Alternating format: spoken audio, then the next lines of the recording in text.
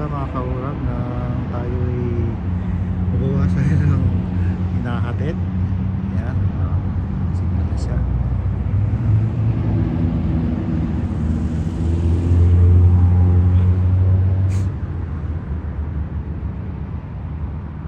Ayan, sumakay na mga kaurag at tayo ay mag-aabang at ihintayin natin. Dakol nagsasabi na ako da ang maluya. Anong labot ko basta permi akong maog. Mas tigigibok ko na surat sana kikanta. Di akong gana sa endo makipagkupit. Ayan mga kaurag, dito tayo sa registry at road test ng ating anak, bunso. Sana makapasa siya mga kaurag at bantayan natin siya, abangan ito sa ano na to, nakapark yung sakyan namin doon sa gilid at ito na yung simula na yung kanyang road test. Ayun siya mga kaurag, sa kabila at sasakyan namin babasa pala yung aking upuan. Ayun, yun na siya mga kaurag. Sasakyan, yun yung kanyang tractor. Yun, simula na siya. Dahil sa kanya yan, sana makapasa mga kaurag na tayo ay mabawasan ng hinahatid. Yan, signal na siya.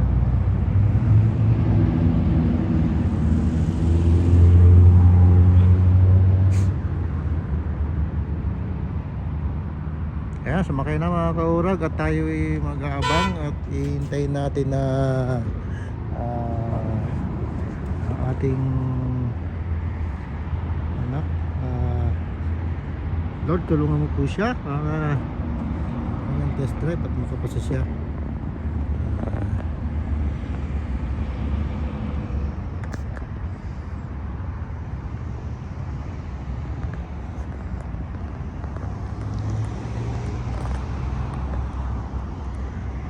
Dito yan sa Airdrie mga kaurag, madali lang naman ang ano dito, ang road test. Basta sumunod ka lang kung ano yung sinasabi sa iyo ng instructor. Madali lang yan. Tsaka huwag ka lang kakabahan. Yun, ang ganda ng panahon mga kaurag. Ayan, lumabas na siya. Tapos hintayin natin na ano, ayun, basta mga kaurag, tayo mag-aabang na lang ngayon mga kaurag kung sa kanyang pagdating, sa kanyang road test. Good luck sa iyo anak, sana makapasa ka at huwag ka lang kakabahan, tuloy mo lang yung ano mo, mga tinuro sa iyo, tinuro sa iyo ni kuya mo, yun lang, para makapasa ka.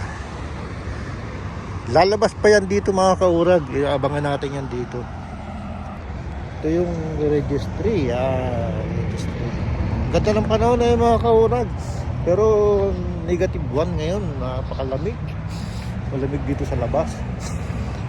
Sinamahan natin siya para kasi kailangan may kasama talagang full license bago ka pumunta sa registry. Hindi ka pwede mag-drive na ikaw lang.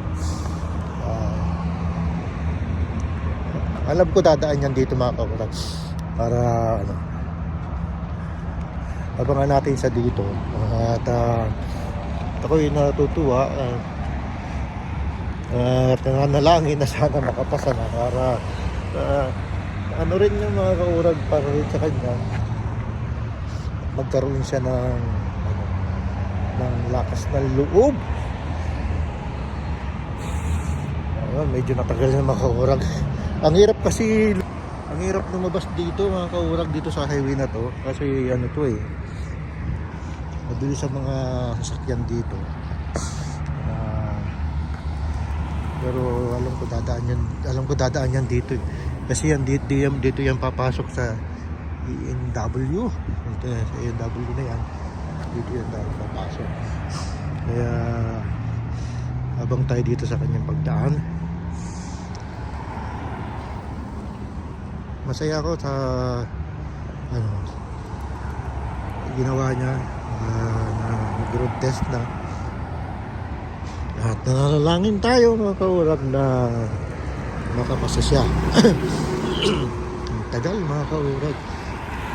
Ang tagal niyang dumaan. Siguro doon siya pinadaan sa kabilang area. Kasi may pasukan din doon eh. Hindi natin alam kung doon siya pinadaan.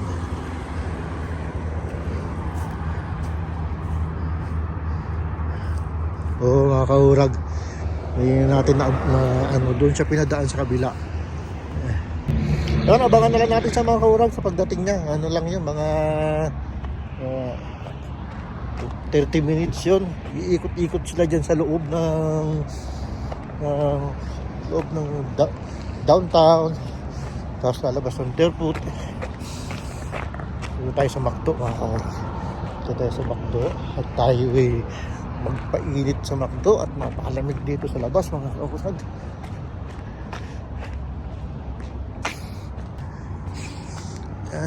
Salamat tayo dito sa McDo.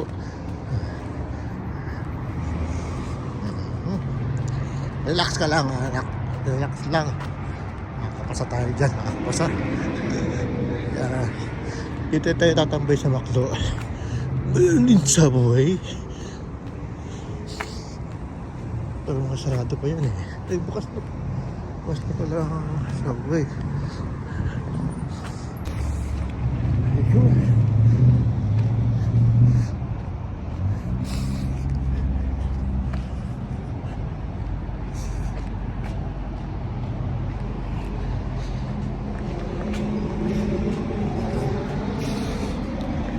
Ay mga kaurag, kain muna tayo dito sa McDo. Kung tayo mag-almusal habang naghihintay tayo sa tiangat. Atin pala ng water ay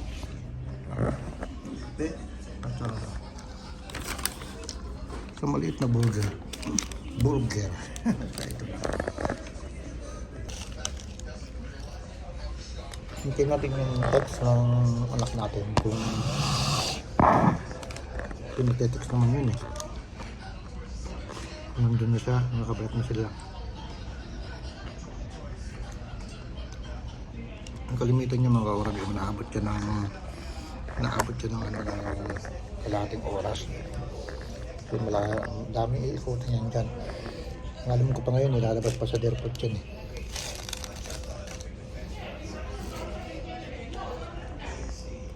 Yan ang road test niya yan. Sana makapasa agad.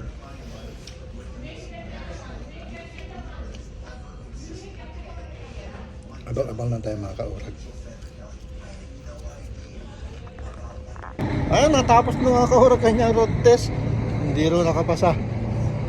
Next time uli. Yun talaga. First time. Natin po kapasa hindi mabait. Sige mga kaurag. Itong lingkod. Agon, salamat. Diyos mabalos po.